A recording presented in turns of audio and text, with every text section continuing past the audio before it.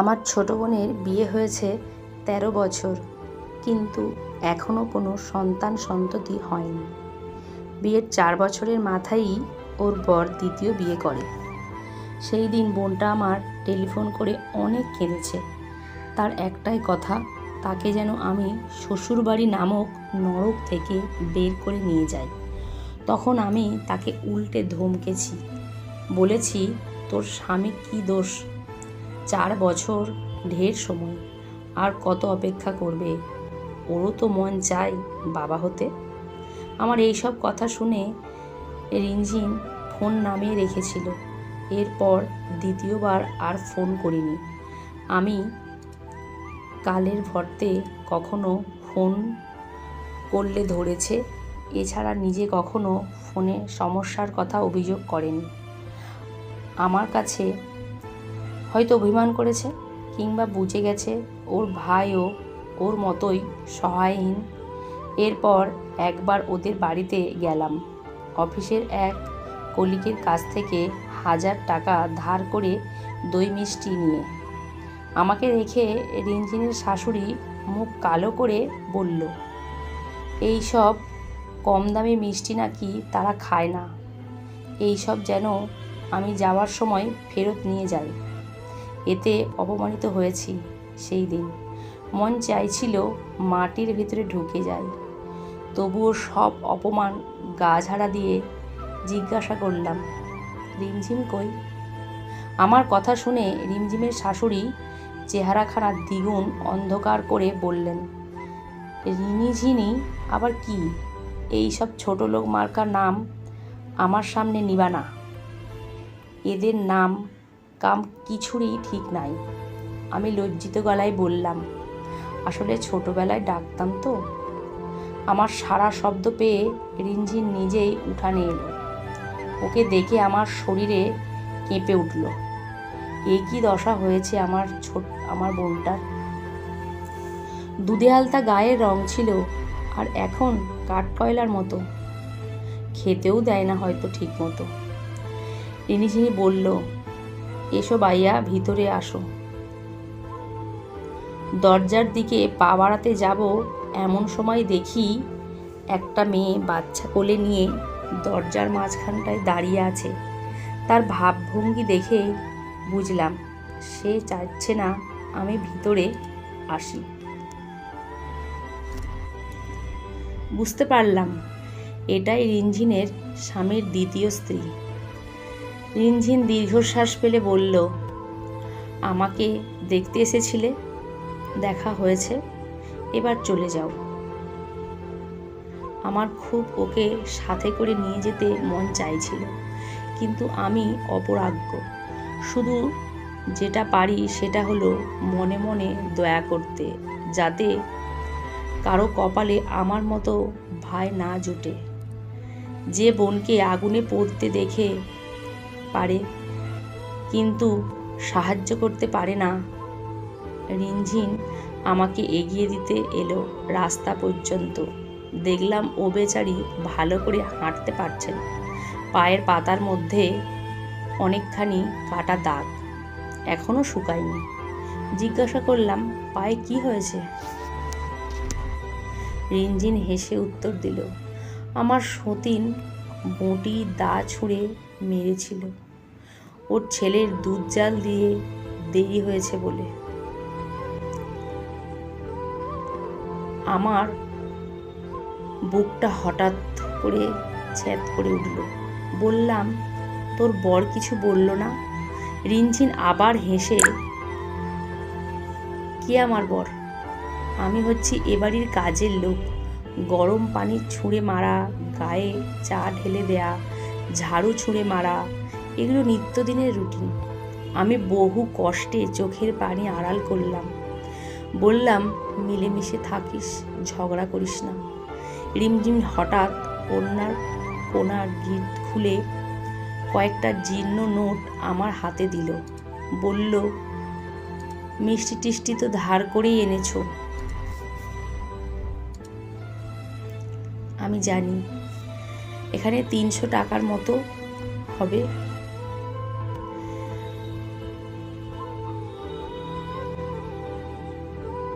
আমি কিছু বলবো তার আগেই খুঁড়িয়ে খুঁড়িয়ে চলে গেল।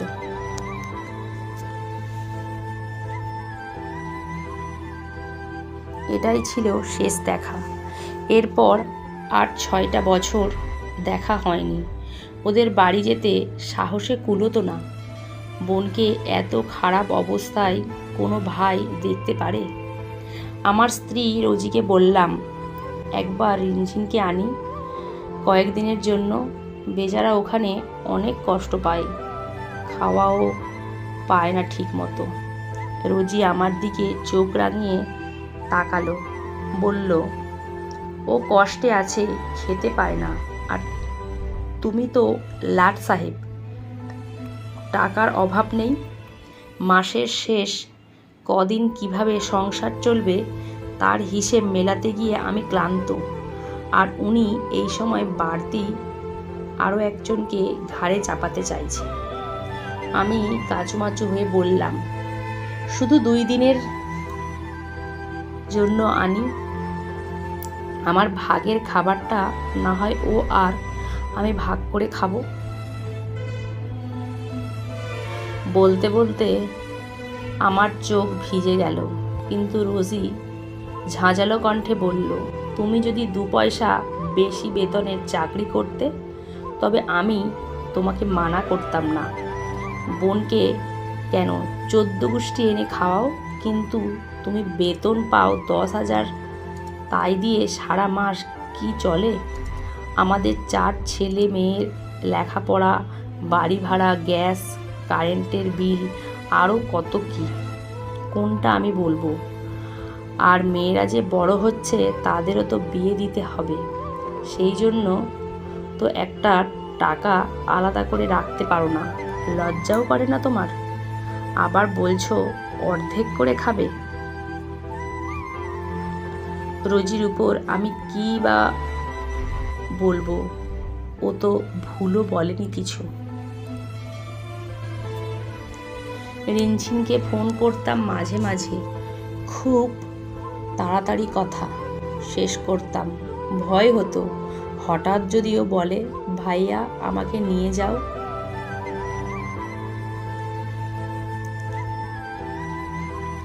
আমি কই নিয়ে যাব? এভাবে কেটেছে অনেকগুলো বছর। একটা যে বোন আছে সে কথা মনেও আনতাম না। একদিন অফিস থেকে ফিরে দেখি বাসার সবার মুখ থমথমে। আমার ছেলে আইএসসি A+ পেয়েছে।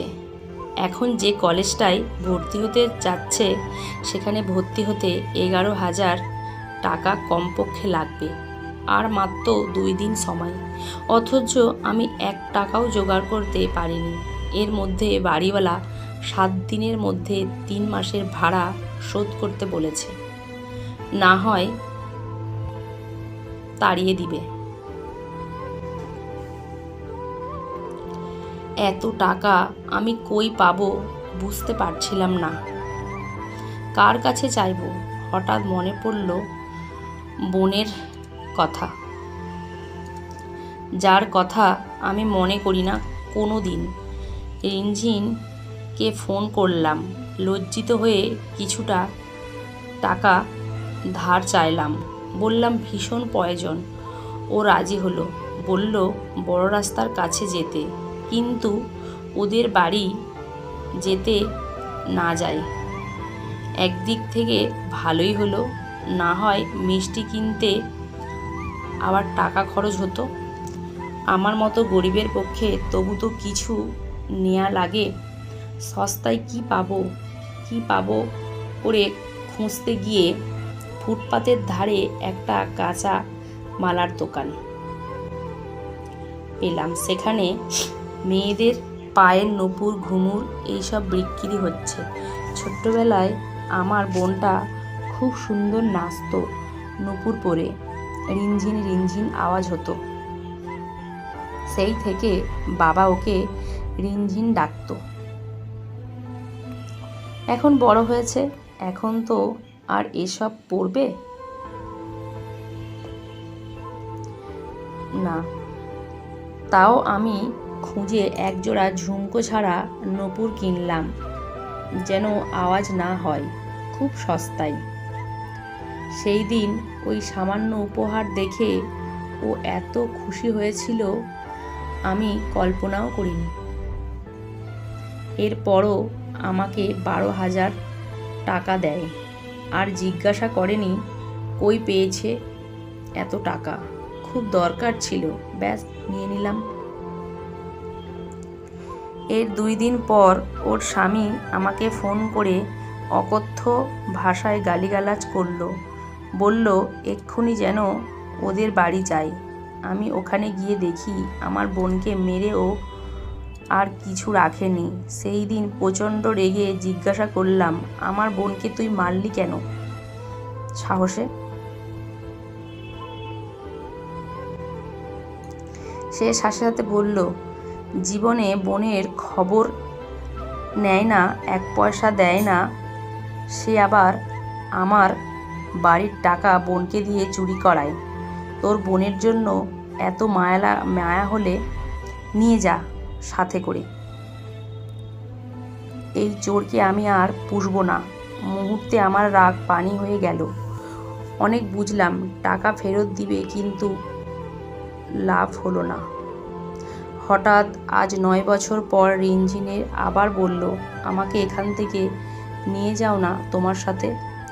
আমি তবু বেহায়ার মতো ওর বাড়িতে ওর থাকার ব্যবস্থা করার জন্য কেঁদেছি, হাতে পায়ে ধরেছি, কিন্তু লাভ হয়নি।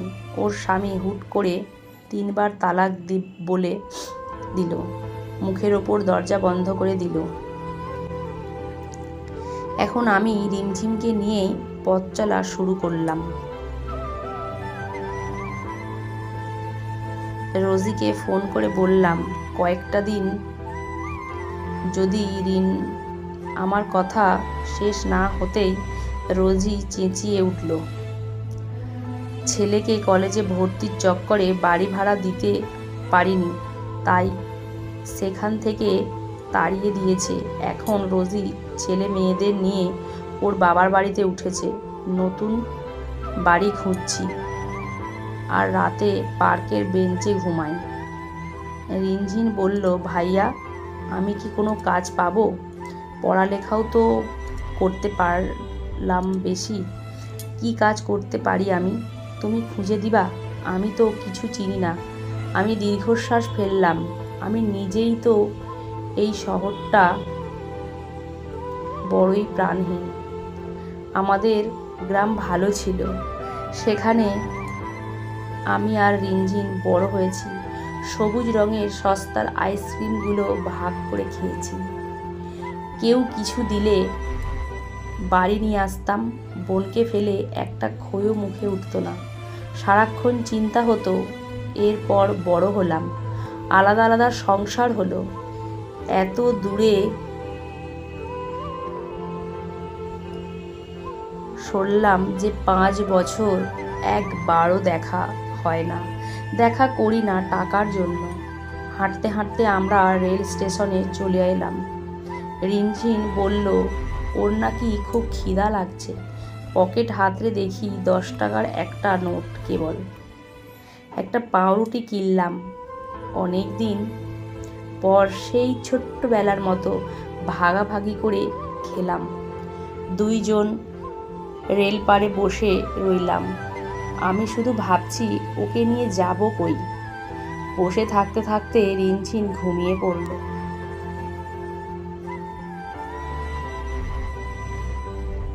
কপালে হাত রেখে দেখি জ্বরে গা পুড়ে যাচ্ছে। এমন সময় রোজি ফোন করলো, বলল, আমার ছোট মেয়ে বাথরুমে পড়ে মাথা কেটে গেছে, আমি যেন এক্ষুনি আসি। আমি তাড়াহুড়ো করে চলে গেলাম। যাওয়ার আগে একটা কাগজে ছোট্ট করে লিখলাম, প্রিয় রিনঝিন, রাগের মাথায় ডিভোর্স হয় না, তাই ফিরে যা। তোর স্বামী নিশ্চয়ই তোকে তাড়াতে পারবে না, আর পারলে আমাকে ক্ষমা করে দিস, প্রিয় বোন রিনঝিন। আমি চোখের পানি মুছে ফিরে গেলাম। মেয়েকে নিয়ে হাসপাতালে ভর্তি করলাম। আবারও কতগুলো টাকা কোথায় যে পাবো। পরদিন ভোরে লোকজনকে বলাবলি করতে শুনলাম রেল লাইনে কাটা পড়ে নাকি একজন মহিলা মারা গেছে। চোখ মুখ বডি পুরো থেতলে গেছে, তাই চিনা যাচ্ছে না। আমার বুকটা ধপ করে উঠল। আমিও গেলাম সেখানে। ততক্ষণে পুলিশ চলে এসেছে। কেউ বলছে সুসাইড, কেউ বলছে অন্যমনস্ক হয়ে রেল লাইনে বসেছিল। কারো ধারণা কানে শুনতে পায় না।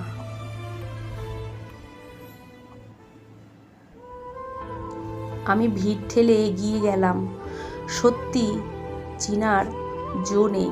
পুরো শরীরে কি অবস্থা, শুধু পা দুখানা অক্ষত, উল্টো দিকে হয়ে বসেছিল।